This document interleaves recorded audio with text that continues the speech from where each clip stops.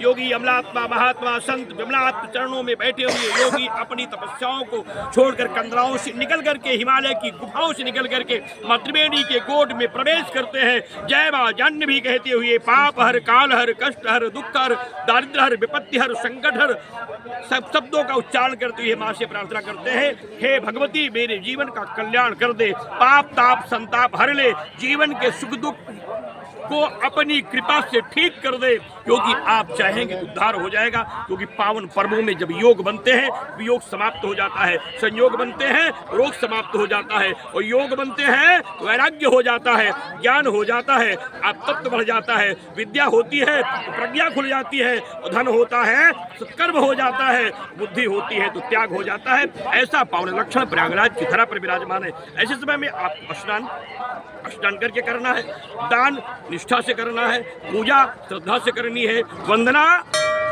विधि से करनी है, यात्रा संकल्प के साथ करनी है, और स्नान पूरे संकल्प की शुद्धि के साथ करनी है।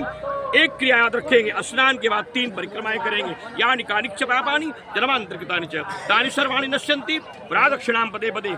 और परिक्रमा करने के बाद 27 बार सूर्य को अर्घ देंगे। याद रखिएगा, क्यों 27 बार देंगे? क्योंकि 27 ही नक्षत्र हैं, पता नहीं किस नक्षत्र में आपका जन्म हुआ है, कौन सी कुरग्रह, पापग्रह, शापग्रह, तापग्रह, नवग्रह, अरिष्टग्रह आपको प्रभावित कर रही है, उससे मुक्ति पा जाएंगे। आपके पितर दोष, काल सर्प दोष, आपके घर की गरीबी, प्रेत बाधाएं अथवा आपकी इच्छाएं जो भी आप लेकर के आए हैं, जब सूर्य को आप अर्घ देंगे उनके तेज से, उनके प्रभाव से आपकी अनुग्रह हो जाएगी। क्योंकि भगवान राम के भी आराध्य हैं और शिव जी की अनुग्रह है, शनि जी के गुरु हैं। तमाम अनुकूल परिस्थितियों में सूर्य की आराधना आपकी शक्ति बढ़ाएगी। इसलिए प्रातः स्मरामि खल तत्सप्तुर्वरेण्यं रूपम हिमंडल मृत्योत तनूर यजूंसी शावान यस्य किरणः प्रभुवाद हेतुम ब्रह्मा हरात कमल क्षवचिंत रूपम का प्रयोग करें।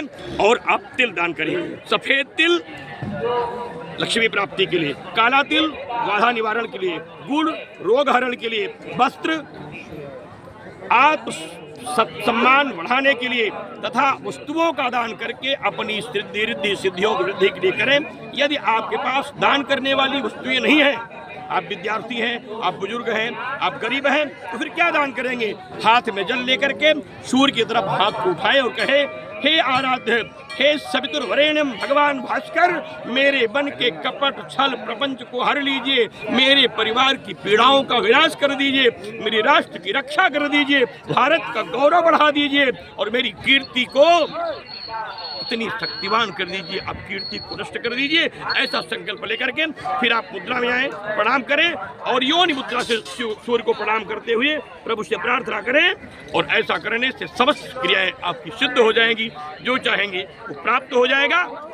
मत चूकिएगा, नियम के साथ, श्रद्धा के साथ, विश्वास के साथ मंत्रों को जप करते हुए ओम आदित्याय नमः, सूर्याय नमः, भास्कराय नमः, रोगहारिणे नमः, शोकहारिणे नमः, श्रापहारिणे नमः, तापहारिणे नमः, दरिद्रहारिणे नमः कहकर के स्नान करें। लाभ